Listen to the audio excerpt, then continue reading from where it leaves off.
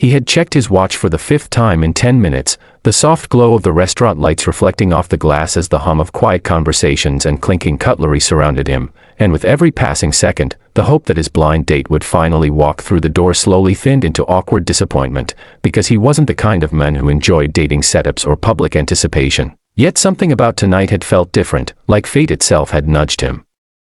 into this seat, at this table, at this exact hour, and just as he was about to signal the waiter to bring the bill and end the evening with polite resignation, 2 small figures burst through the restaurant doors, drawing startled glances from everyone inside, twin girls no older than 5, their hair slightly tangled, cheeks flushed, eyes wide with terror, and before anyone could react, they ran straight toward him as if guided by instinct, one grabbing his leg, the other clutching his sleeve. Both trembling as if the world behind them was collapsing, and in voices cracked with panic and sobs they cried out words that froze the room into stunned silence. "They beat our mom, she's dying."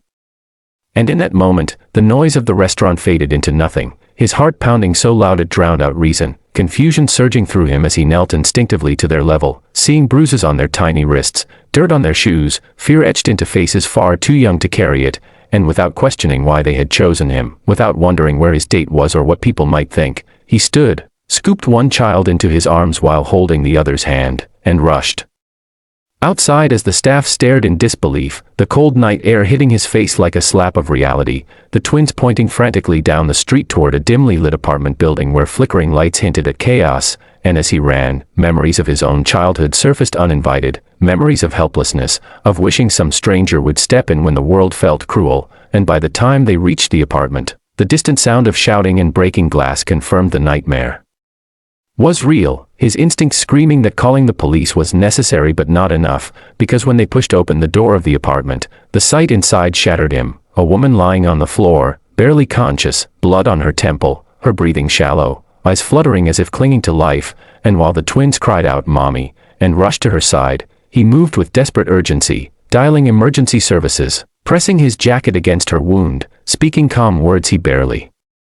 felt, promising help was coming even as his hands shook, and when the sirens finally echoed through the street like salvation itself, relief mixed with rage burned in his chest, because no one should suffer like this, especially not children, and at the hospital, hours blurred together under harsh fluorescent lights as doctors worked, nurses asked questions, and the twins refused to let go of his hands, as if he were their anchor in a world that had turned violent and unpredictable, and when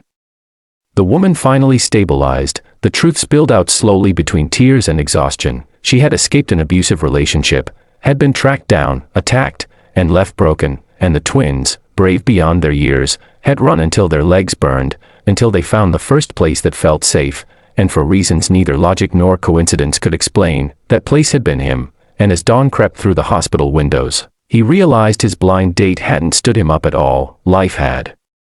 simply rewritten the evening with a purpose far greater than romance, because in saving these strangers, something inside him had been healed too, a part that believed kindness was rare and courage optional, and as days turned into weeks, he stayed, helping with legal aid, hospital visits, school arrangements, becoming a constant presence the twins trusted, until one afternoon, as the woman sat stronger now, gratitude shining in her tired eyes, she asked him why he hadn't walked away that night.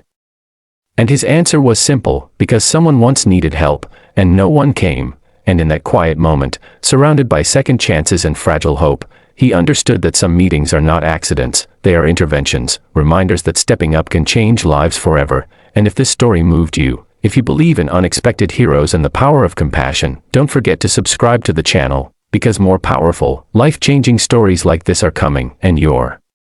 support helps keep them alive.